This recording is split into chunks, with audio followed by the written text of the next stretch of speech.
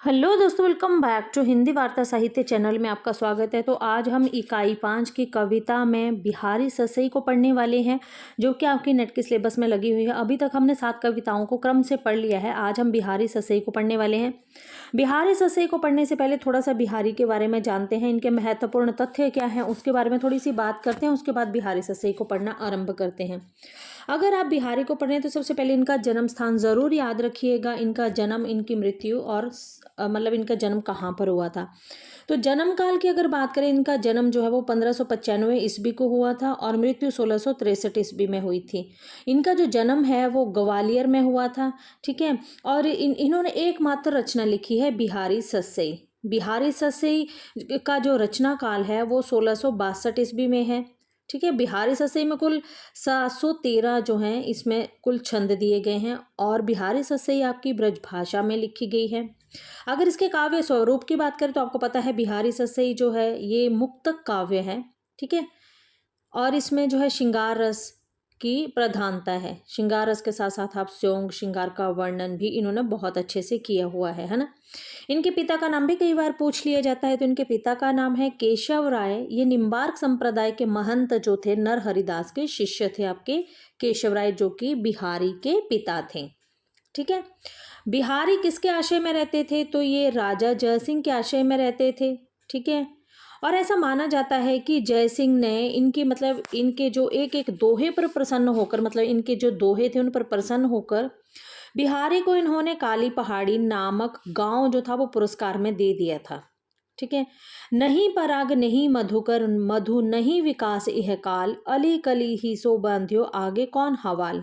मतलब इनका एक एक दोहा जो है वो ऐसा माना जाता है कि जैसे मानो कि जैसे गागर में सागर भरने वाला काम हो, है ना। जैसे ससैया रे दोहरे जो नावक के ती देखन में छोटे लागे घाव करे गंभीर, ठीक है। अगर बात करें आप बिहारी की, तो बिहारी के लिए जैसे पद्म सिंह शर्मा ने बिहारी ससई की भूमिका में लिखा है कि बिहारी ससई को शक्कर की रोटी कहा जाता है, पद्म सिंह शर्मा ने कहा है, ठीक है। हिंदी साहित्य में देव बड़े बिहारी नाम से भी एक विवाद चला था। इस विवाद में वास्तविक जो इसको जन्म दिया था वो आपके मिश्र बंधु थे, आप जानते हैं इस बात को भी। आचार्य हजारी प्रसाद द्विवेदी ने बिहारी ससई को रसिकों के हृदय का घर कहा है, ठीक है। मतलब इनका जो बिहारी ससई है ये इतना, इन्होंने सिर्फ एक ही रचना लिखी थी बिहारी ससई, और मतलब इतनी प्रसिद्ध हुई थी, ठीक है। उस पर विभिन्न विभिन्न आलोचकों ने, विद्वानों ने, मतलब सबने अपनी कलम चलाई थी, है ना। आगे बात करते हैं कि बिहारी ससई की अगर बात करें तो चरण गोस्वामी ने बिहारी को ऐसे पीयूष वर्षीय घनश्याम कहा है, ठीक है। वो कहते हैं जिसके उदय होते ही सूर्य और तुलसी भी मतलब आच्छादित हो जाते हैं, ठीक है। लाला भगवान दी ने तो सूर, तुलसी और केशव के बाद इनको हिंदी साहित्य का चौथा रत्न कह दिया है, ठीक है। तो बिहारी ससई की प्रशंसा में स्वयं बिहारी ने भी लिखा था, करी कमाई ससई भरी अनेक स्वाद, ठीक है। मतलब करी कमाई ससई भरी अनेक स्वाद, ये बिहारी ससई की प्रशंसा में बिहारी ने खुद जो है वो ये दोहा लिखा था, ठीक है। तो चलिए अब करते हैं शुरू। बिहारी ससई में आखिर है क्या, क्यों इतना प्रसिद्ध है बिहारी ससई। बिहारी ससई की बात करें तो रीतिकाल के कवि बिहारी ने एकमात्र ग्रंथ बिहारी ससई के लगभग 713 दोहे लिखे हैं, जिनका संपादन बिहारी ससई में जगन्नाथ दास रत्नाकर ने किया है, ठीक है। हम ये पढ़ने वाले हैं कि इसमें ऐसा क्या है जो इतना प्रसिद्ध और इतना मतलब चर्चित है ये। तो भारतीय आचार्य ने काव्य के दो भेद किए हैं, प्रबंध काव्य और मुक्तक प्रबंध, ठीक है। प्रबंध काव्य और मुक्तक काव्य। प्रबंध में क्या होता है, जो आपका प्रबंध काव्य है, प्रबंध में जीवन का समग्र चित्रण होता है, ठीक है। प्रबंध काव्य क्या होते हैं? प्रबंध काव्य वो होते हैं जिसमें किसी महान पुरुष के जीवन का वर्णन किया जाता है, उसके पूरे जीवन का, मतलब बचपन से लेके उसकी मृत्यु तक के उसके पूरे जीवन का वर्णन किया जाएगा, है ना। तो वो आपके प्रबंध काव्य में आता है। जैसे राम का बचपन से लेकर उनका जो उनकी मतलब जब वो अयोध्या भी वापिस आ गए तो इसके बीच में उनके साथ क्या क्या हुआ, क्या है क्या नहीं, मतलब उनके, ये एक महान व्यक्ति है, उनके पूरे जीवन के बारे में बताना, तो वो आपका प्रबंध काव्य या महाकाव्य कहा जाता है, ठीक है। और मुक्तक काव्य क्या होते हैं? मुक्तक काव्य क्या होता है, मतलब जैसे मुक्त काव्य वही मुक्तक में किसी रसपूर्ण प्रसंग अथवा दृश्य का समग्र रूप में चित्रण किया जाता है। ठीक है, मतलब किसी भी रस का जो मतलब कोई रसपूर्ण प्रसंग होगा ना, तो उसका ही हम क्या करेंगे, चित्रण करेंगे, तो वो आपका क्या हो जाता है, मुक्त काव्य हो जाता है।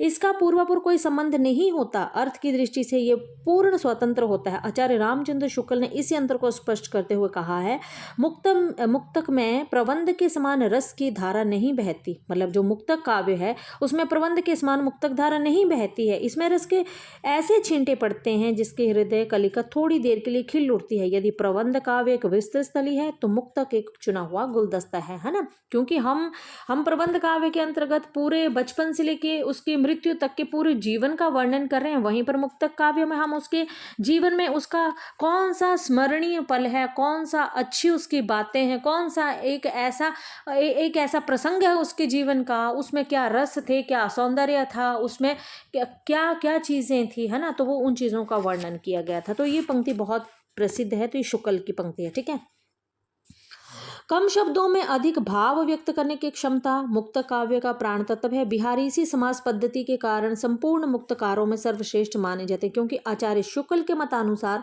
जिस कवि में कल्पना की समाहार शक्ति, बहुत इंपॉर्टेंट है आपका ये लाइन, बहुत इंपॉर्टेंट है, बहुत बार पूछी गई है पेपर में, कि जिस कवि में कल्पना की समाहार शक्ति के साथ भाषा की समाज शक्ति जितनी ही अधिक हो गई, उतनी ही वह मुक्तक की रचना में सफल माना जाता है। ठीक है, तो यहाँ से पंक्ति ऐसे बनती है कि कल्पना की समाहार शक्ति के साथ साथ भाषा की समाज शक्ति किस कवि में पाई जाती है, तो याद रखिए ये हैं आपके बिहारी। ठीक है, बिहारी में जो है वो क्या है कि कल्पना की समाहार शक्ति के साथ साथ समाज शक्ति भी है, और कथन अगर पूछा जाएगा तो शुक्ल का आता है। ठीक है, उत्कृष्ट अगर बात करें कि समास पद्धति में एक और कल्पना की समाहार शक्ति भी उत्कृष्ट रूप में विद्यमान है, तथा दूसरी ओर इनकी भाषा में अनुपम समाज शक्ति दिखाई देती है। बिहारी की समस्त पद्धति का उत्कृष्ट रूप एक तो बिहारी वहां दिखाई देता है जहां छोटे छोटे दोहों में बड़े बड़े सांग रूपकों की सफल योजना की है, मतलब सांग रूपकों का इन्होंने प्रयोग किया। अगर बिहारी के दोहों में मुख्य रूप से पूछा जाएगा, ना समझ आए तो आप सांग रूपक का उदाहरण दे सकते हैं। ठीक है, जहां बिहारी ने नायिका के मस्तक पर लगे लाल बिंदु में मंगल का, मुख में चंद्रमा का, केसर के आले पीड़े तिलक में बृहस्पति का, नारी में शशि का और नायक के नेत्रों में जगत का आरोप करके सांगरूपक की योजना की है। मंगल बिंदु सुरंग, मुख शशि केस, केसरी आड़ गुरु, इक नारी लही सगु संगु रसमय की लोचन जगत। मतलब अगर इसमें पूछेंगे कि आपका, तो इसमें ये सांग रूपक की योजना इसमें की गई है। दूसरी विशेषता ये है कि बिहारी के दोहों को पढ़कर प्रत्येक व्यक्ति आनंदित होता है, ऐसा ही एक दृश्य है। मैं मिसहा सोयो समुझी मुँह चूम्यो ढिंग जाई, हंस्यो सिखियाने गल गोह्यो रही गरे लपटाई। ठीक है, नायक नींद का बहाना किए लेटा था, नायिका ने उसे सोता जानकर उसका मुख चूम लिया। तभी नायक हंस पड़ा और लज्जित नायिका नायक के गले से लिपट गई। ठीक है, अच्छा तीसरा पढ़ते हैं कि विशेषता क्या है इनकी, बता रहे हैं। बतरस लालच लाल की मुरलीधरी लुकाए, सौ करे बहु हंसे देन कहे नटी जाए। मतलब राधा वार्तालाप के आनंद के लिए कृष्ण की मुरली छिपा देती है। ठीक है, मतलब राधा ये सोचती है कि अगर मैं इस कृष्ण की मुरली छुपाऊंगी तो कृष्ण मेरे से बात करेंगे, इसलिए उनके वार्तालाप के आनंद के लिए राधा क्या करती है, कृष्ण की मुरली छुपा देती है। जब कृष्ण पूछते हैं तो बिहारी की समास पद्धति की तीसरी विशेषता दोहों जैसे छोटे छंद में बड़े बड़े क्रियाकलापों को नियोजित करना है। खाकर मना कर देती है कि मेरे पास नहीं है। जब कृष्ण विश्वास करके वहां से जाने लगते हैं तो वह मुस्कुराहट और भौहों द्वारा कृष्ण के मन में संशय पैदा कर देती है। अब कृष्ण ने पूछा, वो क्या करती है, वो मतलब सोह करे भौं हंसे देन कहे नटी जाए। जब वो कहें तो बोलती है मेरे पास है नहीं है। जब वो जाने लगते हैं तो अपनी मतलब भौहों से इशारा करती है। ठीक है, और फिर कृष्ण के मन में संदेह पैदा कर देती है। श्री कृष्ण संदेह के कारण लौट आते हैं तथा मुरली देने का अनुरोध करते हैं, परंतु राधा पुनः मुकर जाती है कि मेरे पास कहाँ है, मैंने तो उसे देखा भी नहीं है। ठीक है, बिहारी की समास पद्धति की चौथी विशेषता है पौराणिक एवं ऐतिहासिक प्रसंग। मतलब आप समझ रहे हो ना हम क्या पढ़ रहे हैं। हम बोल रहे हैं कि बिहारी ससई आखिर प्रसिद्ध क्यों है इतनी ज्यादा, इनकी प्रसिद्धि का कारण क्या है। तो बिहारी ससई में ये सब चीजें हैं। ठीक है, इन्होंने जो दोहे लिखे हैं पौराणिक एवं ऐतिहासिक में पढ़ते हैं कि थोड़ा सा क्या है इसमें कि वर्तमान नायिकाओं की स्थिति की तुलना इस प्रसंग में इसे इतनी मार्मिकता से करते हैं कि पाठक विस्मित होकर वाह वाह कह उठने के लिए बाध्य हो जाते हैं। बसी संकोच दस वदन समसांचु दिखावती बाल सिंह लो सौंधित तीयत नहीं लगती आगिनी की ज्वाल। जिस प्रकार सीता जी दशमुख रावण के वश में रही थी, उसी तरह नायिका भी संकोच के वश में रही थी और प्रेम की सच्चाई का वर्णन ना कर सकी, है ना। जिस तरह सीता जी ने सत्य की परीक्षा के लिए अपने शरीर को अग्नि में शोधन हेतु समर्पित किया था, वैसे ही उस नायिका ने भी रात दिन विरह की अग्नि में जलकर अपने प्रेम की सत्यता प्रकट की थी। ठीक है, बिहारी की, एक मिनट, कहाँ गए हम, हाँ, बिहारी की समास पद्धति की पांचवी विशेषता क्या है। हम विशेषताएं पढ़ रहे हैं कि मतलब बिहारी सस्सई की मुख्य विशेषता क्या है कि उन्होंने सभी अलंकारों को दो पंक्ति में दोहों में चित्रित किया है। उपमा रूपक ही नहीं बल्कि असंगति और विरोधाभास आदि अलंकारों का भी सुंदर चित्रण इन्होंने किया है। दृग उर झत टूटत कुटुंब जुरत चतुर चित प्रीति परति गांठ दुर्जन ही दई नई यह रीति। प्रेम में दो प्रेमियों के नेत्र उलझा करते हैं, प्रेमी कहा सुनी के कारण कुटुंब टूट जाते हैं, चतुरों के चित्त जुड़ते हैं, दुर्जनों के हृदय में गांठ पड़ जाती है। विधाता ने प्रेम व्यवहार की कैसी विलक्षणता रीति बना दी है। जो चीज उलझती है उसी को टूटना चाहिए, लेकिन टूटती है दूसरी ही चीज। जो चीज टूटती है उसी को जुड़ना चाहिए, लेकिन जुड़ती है तीसरी चीज। फिर भी जो टूट कर जुड़े उसी में गांठ पड़नी चाहिए, लेकिन गांठ अन्यत्र पड़ती है। अर्थात प्रेम के इस अद्भुत व्यापार में असंगति का बिहारी ने बड़ा ही सुंदर चित्रण किया है। बिहारी की समास पद्धति की छठी विशेषता है समासोक्ति और अन्योक्ति। ठीक है, समासोक्ति और अन्योक्ति भी इनकी बिहारी सस्सई में देखने को मिली है। बिहारी ने अन्योक्ति के द्वारा न केवल काव्य कौशल दिखाया है, बल्कि भटके हुए आशयदाता मिर्जा राजा जय सिंह को सही राह भी दिखाई है, उन्हें सचेत और सावधान भी किया है। बिहारी देखा कि राजा अपनी नवयौवना नई रानी से प्रेम में दिन रात अनुरक्त रहते हैं, जिसके कारण उपेक्षित हो रहा है। ठीक है, तब बिहारी ने यह दोहा लिखा था। ठीक है, कि मतलब क्योंकि ये तो जयसिंह के राज दरबार में रहते थे, ठीक है, तो उन्हें समय समय पर वो क्या करते रहते थे, सचेत भी करते रहते थे। जो जय सिंह का नया नया विवाह हुआ था, तब वो उसकी नव यौवना नई रानी के प्रेम में ही लिप्त रहते थे, उससे बातें करना, पूरा दिन प्रेम प्रसंग में रहना, यही चीज़ें चलती रहती थी, अनुरक्त रहते थे। ये देखकर बिहारी ने सचेत किया था, है ना। क्या कहा था, नहीं पराग नहीं मधु नहीं विकास एह काल, अली कली ही सो बांध्यो आगे कौन हवाल।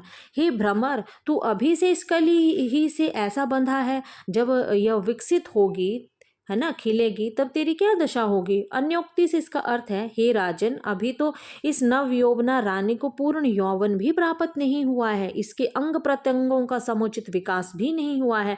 तुम अभी से इसके प्रेम में इतने लीन होकर सब कर्तव्य भुला बैठे हो, जब ये पूर्ण यौवन होगी तब तुम्हारा क्या हाल होगा। ठीक है, इस प्रकार बिहारी ने थोड़े में बहुत कहते हुए अथवा गागर में सागर भरते हुए समास पद्धति का जो कौशल प्रकट किया है, वही बिहारी की लोकप्रियता का मूलधार है। निसंदेह बिहारी अपनी इसी समास पद्धति द्वारा कल्पना की समाहार शक्ति के साथ साथ सरस एवं भावपूर्ण अभिव्यक्ति के द्वारा रीतिकालीन कवियों में सर्वश्रेष्ठ कहलाए जाते हैं। तो ये प्रसिद्धि का, इनकी मुख्य प्रसिद्धि का इनका क्या है, कारण है, क्योंकि बिहारी में हमने देखा तो मतलब बिहारी की यही विशेषताएं हैं। और बिहारी की मुख्य हमने 6 विशेषताएं पढ़ी। चलिए एक बार जल्दी से रिकॉल कर देती हूँ मैं। ठीक है, तो बिहारी की एक तो सबसे पहली विशेषता ये पढ़ी हमने बिहारी सस्सई की कि इसमें जो है वो सांग रूपक की योजना की गई है, जैसे मंगल बिंदु सुरस सुमुख, है ना, ये वाली जो थी एक आपकी सांग रूपक की योजना इसमें है बिहारी सस्सई की विशेषता। दूसरी विशेषता इसमें ये कि इनकी जो बिहारी के दोहे थे, इनको पढ़कर प्रत्येक व्यक्ति आनंदित होता है। ऐसा दृश्य हमने देखा था जब मैं मिसदा सोया, मतलब जब नायक नींद का बहाना करके लेटा हुआ था, नायिका उसे चूमती है ना, तो वो हंसता है और नायिका लज्जित होकर चली जाती है। तीसरी विशेषता हमने देखी थी, बतरस लालच लाल की मुरली धरी, मतलब श्री कृष्ण से वार्तालाप बात करने की चाह में राधा क्या करती है, उनकी मुरली को छुपा लेती है, पर जब वो बहुत पूछते हैं तब भी वो मना कर देती है और मुकर जाती है कि मेरे पास बिल्कुल भी नहीं है। चौथी विशेषता थी कि बिहारी की समास पद्धति में जो है वो पौराणिक एवं ऐतिहासिक प्रसंग भी देखने को मिलते हैं, जैसे बसी सकोच दसवदन समसांचुक, मतलब इसमें ये बोला गया था जब सीता जी ने सत्य की परीक्षा के लिए अपने शरीर को अग्नि में डाल दिया था, तो उसी तरह क्या था कि जो नायिका है वो भी तो नायक के विरह में दिन रात जो है वो जलती रहती है। पांचवी विशेषता थी कि इन्होंने सभी अलंकारों को दो पंक्ति के दोहों में ही चित्रित किया, मतलब जो भी अलंकार थे दो पंक्तियों से ज़्यादा इन्होंने किसी में भी नहीं किया है, ठीक है। इन्होंने मतलब अलंकारों को दो पंक्ति के दोहों में ही चित्रित किया, चाहे उपमा है, रूपक ही नहीं बल्कि असंगत और विरोधाभास आदि अलंकारों का भी इन्होंने सुंदर चित्रण किया, जैसे दृग ऊर्जत टूटत कटम्ब चुरत चरत, है ना, इस तरह का जो था। और छठी विशेषता इसमें हमने ये पढ़ी थी कि इसमें समासोक्ति और अन्य युक्ति का भी मिश्रण देखने को मिलता है। नहीं पराग, नहीं मधु, मधु नहीं विकास यह काल, है ना, अली कली ही सो बांधियो आगे कौन हवाल। तो ये मुख्य कुछ विशेषताएं हैं बिहारी सस्सई की। तो मतलब जिसके कारण बिहारी सस्सई जो है वो काफ़ी प्रसिद्ध है। और आपको पता है बिहारी सस्सई आपके जो बिहारी हैं ये रीतिकाल के कवि हैं और रीति सिद्ध काव्य धारा के ये कवि आते हैं, ठीक है। तो आज हमने बिहारी सस्सई को पढ़ा है। आने वाली वीडियो में जो है हम आगे जो है वो घनानंद को पढ़ने वाले हैं, ठीक है। आगे हम घनानंद कवित्त जो है संपादक विश्वनाथ प्रसाद मिश्र ने किया था, इसको पढ़ेंगे।